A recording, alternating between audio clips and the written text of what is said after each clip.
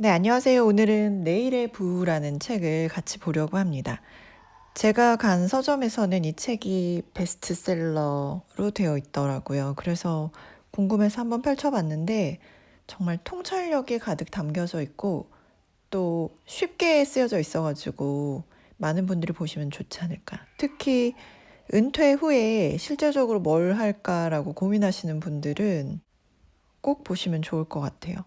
부를 얻기 위해서는 핵심이 좋은 것을 사서 오랫동안 보유하는 거다라고 말하고 있거든요. 그러면 좋은 거는 도대체 어떤 거냐? 좋은 거는 비싼 거다. 그러니까 가격이라는 게 이미 모든 것들이 포함이 되고 책정이 되고 가격은 이제 스스로 움직인다라는 거죠. 수요에 맞게 가격이 움직이잖아요.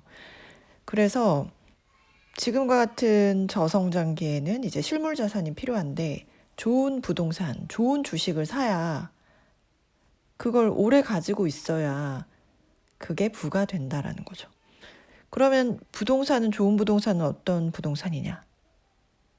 그냥 딱 들으면 살고 싶은 곳, 가지고 싶은 곳, 그런 곳이 좋은 부동산이다.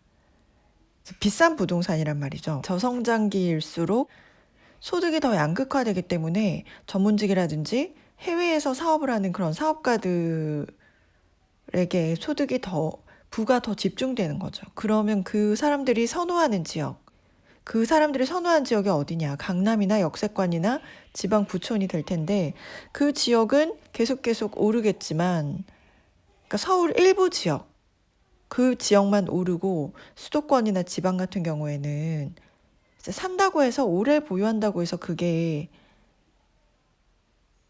부가 되지 않는다는 거죠. 오히려 이제 아파트라는 거는 40년 정도 지나게 되면 살 수 없는 곳이 되는데 그게 이제 재건축이 될 만한, 재개발이 될 만한 지역이어야 가치가 있다는 거죠.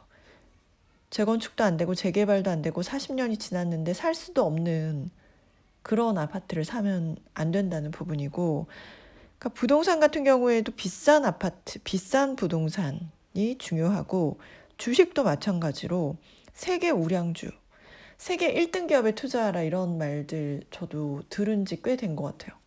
이 책에서도 마찬가지로 세계 우량 주식, 세계 1등 주식, 시가총액 1위에 투자하라. 그리고 그 투자 방법도 자세하게 나와 있어요. 그걸 계속해서 가지고 있으란 말이 아니고 언제 팔아라, 언제 사라 이런 부분도 굉장히 자세하게 나와 있더라고요. 그리고 어떻게 그 주식이 좋은 주식인지 알 수 있느냐.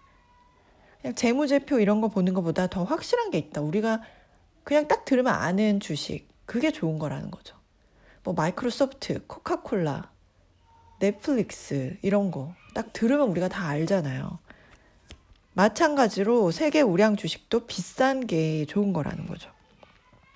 그래서 부동산도 그렇고 주식도 그렇고 좋은 것에, 우량한 것에 장기적으로 투자하고 보유하는 것이 핵심이라는 건데 어떤 게 좋은 거냐? 가격이 높은 것, 비싼 것이 좋은 것이다 라는 핵심을 이야기하고 있습니다.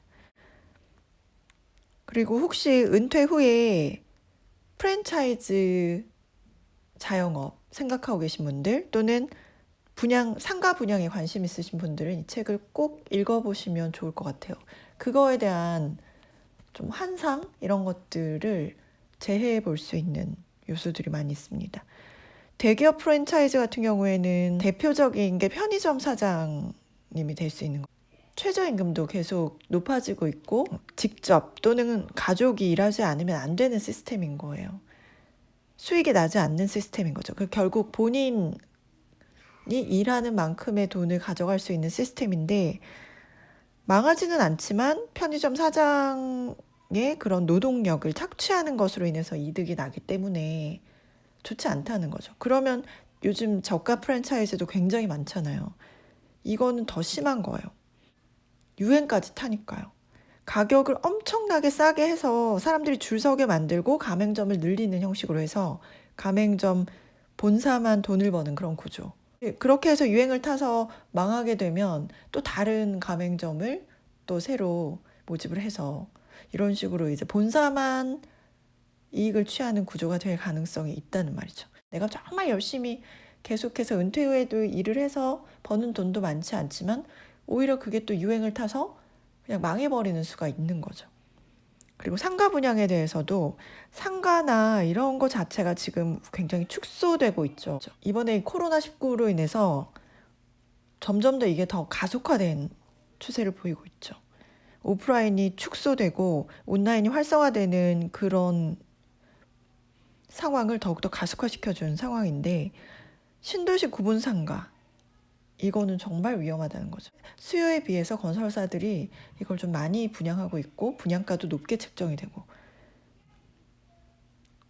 심지어는 상권 이동 가능성이 크기 때문에 상권이 그냥 한번 떠나버리면 다시는 돌아오지 않는 그런 상황도 있고 렌트풀이라고 저도 예전에 다큐멘터리 본 적이 있거든요.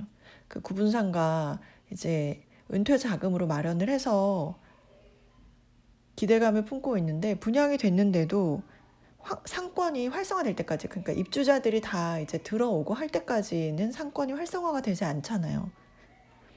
그때까지 공짜로 임대를 해주는 렌트프리에 대해서 제가 다룬 다큐멘터리를 본 적이 있거든요. 그만큼 상가가 활성화될 때까지도 시간이 걸리고 상가가 활성화된다고 해도 분양가가 워낙에 높게 책정이 되어 있기 때문에 실제적으로 그걸로 임대 수익으로 얻기도 어려운 구조겠거니와 상권이 이동한단 말이죠. 계속해서. 그래서 굉장히 위험한 부분이라는 거죠.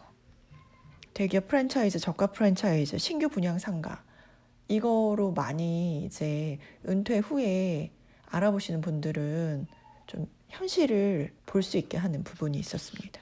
그리고 제가 인상 깊었던 부분은 미국에서 2차 대전 후에 군을 이제 제대한 1260만 명의 군인들 파병 나갔다가 이제 주요 핵심 전략기지만 남겨두고 나머지 군인들이 다시 다 미국으로 돌아왔을 때 이 군인들을 대상으로 미국에서 시행한 정책이 중산층 프로젝트라고 합니다. 그러니까 군에서 제대한 그 총각들을 소비 성향이 강한 중산층으로 만들기 위한 그런 전략들이 나오더라고요. 그러니까 집을 장만할 수 있게 30년 정도 긴 모기지론을 제공해주고 또 자동차 할부 이런 거 가능하게 해주면서 이제 가정을 꾸리게 되는 거죠. 가정을 꾸리게 되고 4인 가정이 이루어지면 집도 대출을 받아서 긴 기간 동안 대출을 받았고 그 안에 또 채워 넣을 물건들 사게 되잖아요. 냉장고, 세탁기, 뭐 텔레비전 이런 거. 자동차도 할부로 받게 되고 이런 식으로 빚이 이제 늘어나는 거죠.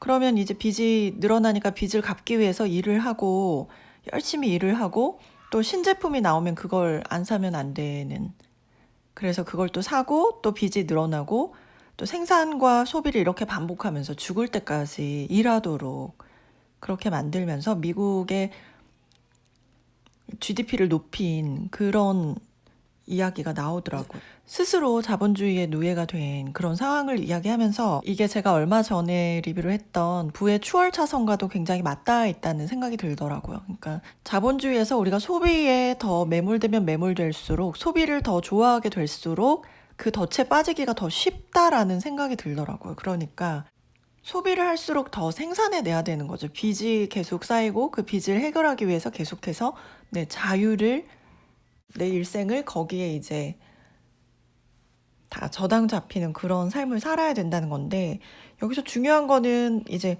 타인의 어떤 시선으로부터 자유로울 수 있는 그런 독립적인 부분도 필요하겠지만 또 한편으로는 더 나아가서 생산자의 입장이 필요하다는 거죠.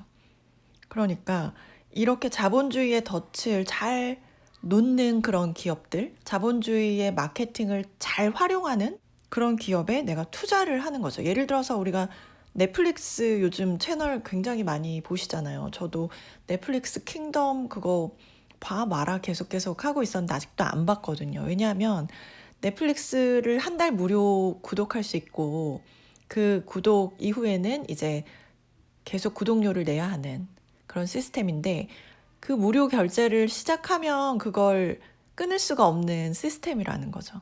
거기에 이제 빠질 수밖에 없는, 중독될 수밖에 없는 그런 시스템이라는 걸 워낙에 많이 들어가지고 이렇게 사람들을 계속해서 구독하게 만드는 기업, 빠져들게 만들고 한번 구독하면 끊을 수 없게 만드는 그런 기업들의 마케팅을 보는 거죠. 생산자 입장에서.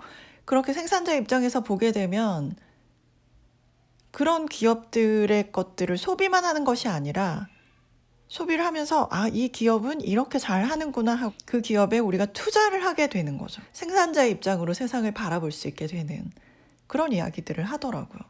우리가 매일매일 소비를 할 수밖에 없지만 좀 소비를 하는 데 있어서도 조금 더 독립적으로 생각할 필요도 있겠고, 또 한편으로는 어떻게 보면 인생이 그 시간이자 곧 자유잖아요. 그런 것들을 지켜낼 수 있을까를 고민하려면 생산자의 생각으로 계속해서 내가 전환을 해야 되겠구나 그런 생각이 들더라고요.